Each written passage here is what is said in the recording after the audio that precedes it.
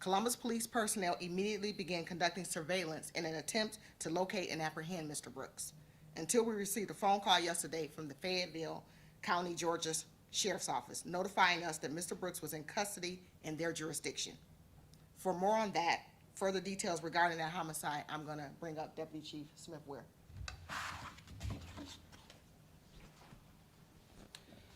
Thank you, Chief, and good morning. My name is Deputy Chief Smith Ware. I'm Deputy Chief over Criminal Investigations for the Columbus Division of Police.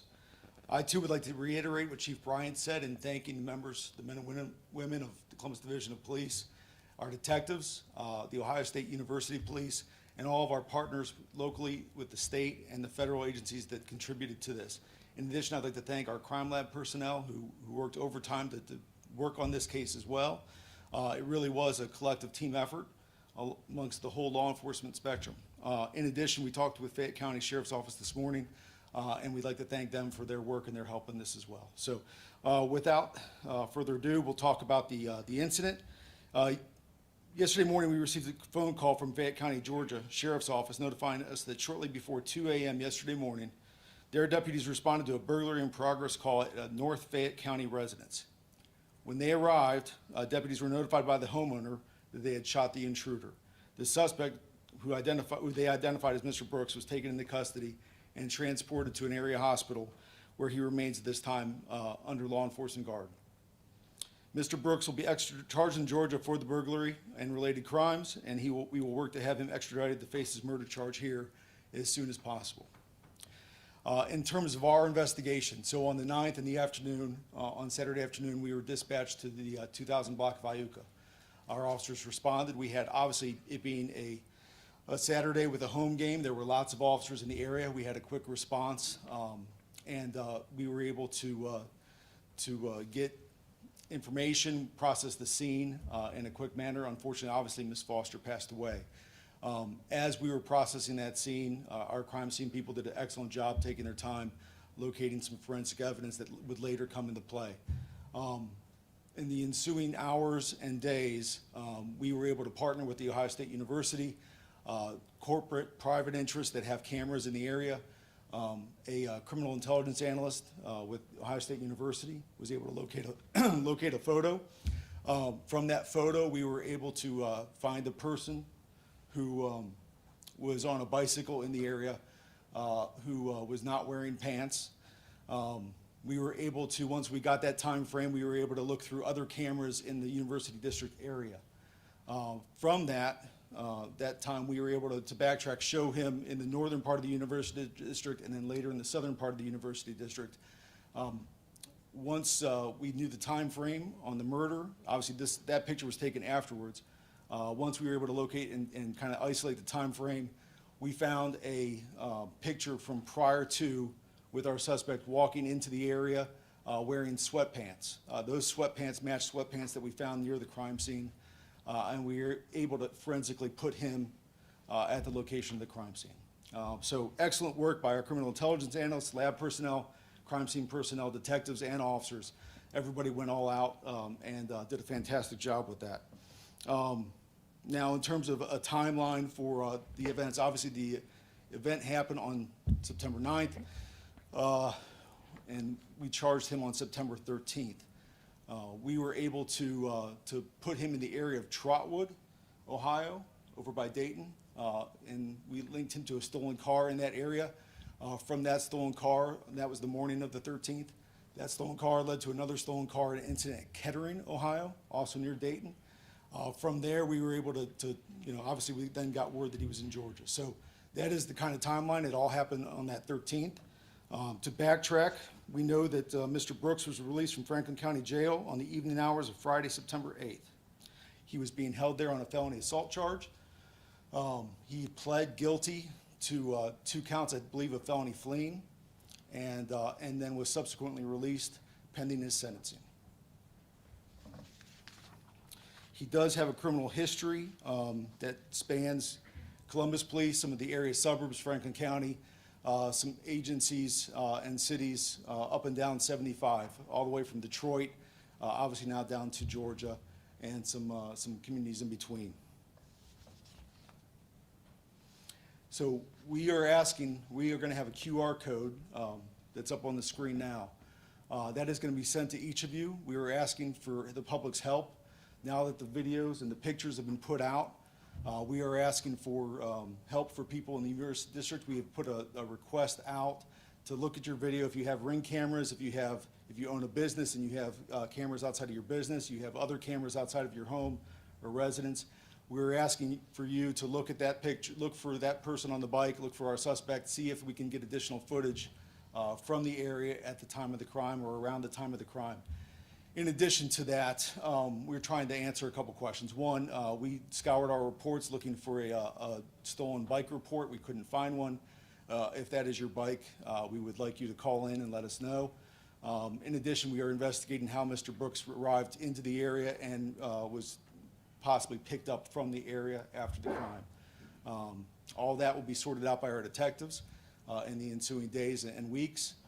But that's our ask from the public for now, is to look at the QR code. You can send video evidence to that QR code and it'll be uploaded to us. Obviously, if you want to leave your contact information so we can contact you back at a later time, we will do so. And thank you, and I think between the team of us, we will be willing to answer questions.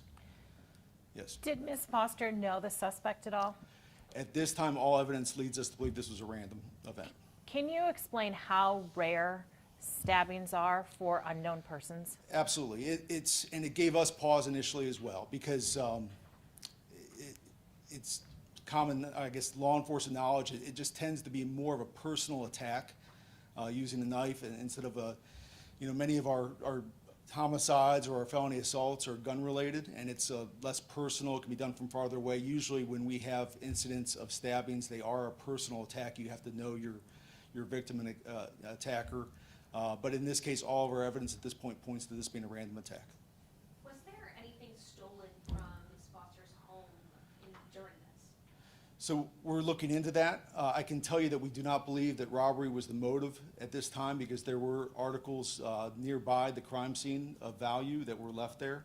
But I do know, and it's been put out there by, I think, by neighbors, that there was a phone call and that possibly a struggle over a phone.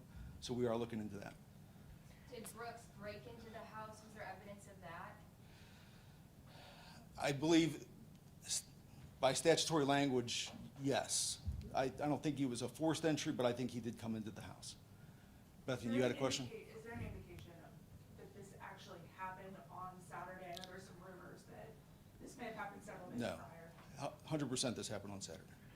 So by asking for photos and for videos, do you think his crime spree, alleged crime spree, may be larger than what you are aware of right now? We're not sure, and it's always dangerous from an investigative standpoint to try to narrow your focus too soon. So I think we have to keep that option open. And again, a lot of it is about the timeline as well, about establishing travel into the scene and then out of the scene. But at this point, I think we're very comfortable with the facts that we have and the charge that we have. But we always want to have that complete picture. Is he from this area or Georgia? We don't know what the connection is with Georgia, if there is a connection. However, he is from Columbus. Was he released from jail on the 8th on bond, or was he done serving his sentence? Do we know that yet? So there's an intersection of a couple different things here. One, I think initially he was on a parole hold. And then the second part is, I believe at a certain point, the parole hold ended and he began serving time under the pending felony assault charge.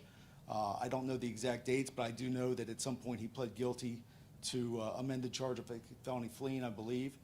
And we can get the exact particulars on that. And at that point, he was awaiting sentencing, and I believe he bonded out at that point based on that from there. Is there any concern that somebody, in looking at his court docket, he was charged with an F1 felonious assault, he pled that down to an F3 felony fleeing, Yeah. his bond was $10,000 and he was able to bond out pending sentencing. Is there any concern that his bond wasn't revoked at that time, given his criminal history, and that could have potentially prevented this from happening? There's always concerns, but that's more of a public question. Obviously, from a police standpoint, we have to deal with the facts as they are. In terms of public policy and bonds and everything like that, I think that's up for the public and the judges to decide. Backing up a bit, you said that you don't expect robbery to be the motive, correct? What are possible motives in this case? Now, exactly did you rule out robbery? We don't know what the motive is. In terms of the motive, and technically, like I said, statutorily, if we talk about, if I use force to grab a phone out of your hand, hypothetically, that could constitute a robbery. So statutorily, he may be indicted someday for a robbery, if that were the fact pattern that we proved out. But in terms of it was that theft, or a robbery, a motive, the only reason that gives us pause on that is because there were items of significant value, laptops, some other personal, purses and stuff like that, in close proximity to the scene. And they were left there, and they didn't appear to have been gone through, from what our crime scene and our detectives are relaying. So, at this point, I think it'd be, I mean, we're gonna keep looking at it, but I think it would be jumping the gun for us to say that it was robbery related. What is his current condition? He is in serious, I believe, but stable condition. I think he was transported in critical. But at last that we heard, I think he's serious but stable. Do you know what the timeline is as to when he may possibly be back in Franklin I do County? not. I do not. Did you find any evidence of him snooping around people's houses in that neighborhood before or after? I don't know, in terms of evidence. I think, we've heard the same thing you've heard. I mean, I think some of the neighbors were putting out that was, kind of the rumor. As we go through the investigation, hopefully we can, confirm or deny that. You mentioned the partnership between Columbus Police, Ohio State, looking into the forensic evidence and the camera evidence.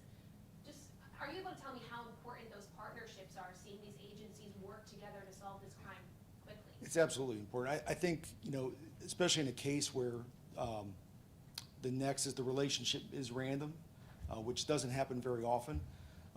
I think it's really important that everybody came together and we're able to use all of our resources combined to really step up to the plate and solve the crime. Last question. Ohio State University announced that there'd be potentially a step up in police patrols and law enforcement vigilance in and around campus and the university district. I wanted to ask if Columbus Police might be contributing to that as well, especially during home games, given this incident and others within that area. So I think, Chief, you want to answer this, or should I defer this to Deputy Chief Jeffrey? Yes, so this is part of a program that's been in existence for some time. We call it crime interdiction, where the university funds, over time, Columbus police officers patrol in that area. So this is just an extension of that. It's been a great program towards extending that program. I also want to add that when you talk about partnerships, it's not just the Ohio State, it's not just one particular neighborhood. We're partnering across the city to ensure that we're able to solve these crimes as best as possible. So I just wanted to point that out. Thank you. Thank you, everybody.